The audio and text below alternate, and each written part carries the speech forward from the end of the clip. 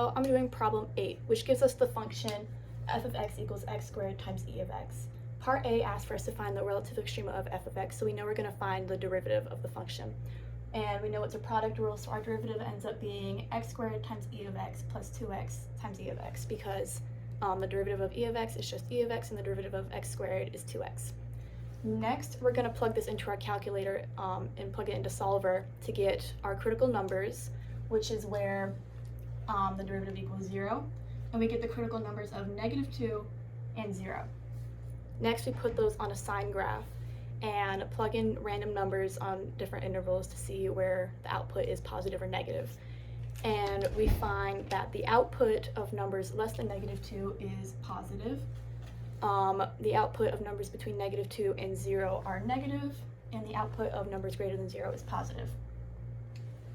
This shows that -2 is a maximum and that 0 is a minimum, because these values would give us a chart similar to this, so with 0 being there and 2 being there, -2. Next we have part B, which asks for the absolute extrema on intervals -1 to 4. First thing we can do, well, after creating our input versus output chart, is we get rid of -2 because it's not included on the intervals. So the only possible answers to this could be 0, -1, or 4. Next, we plug in our inputs into our original function to get the outputs, which is also the y value.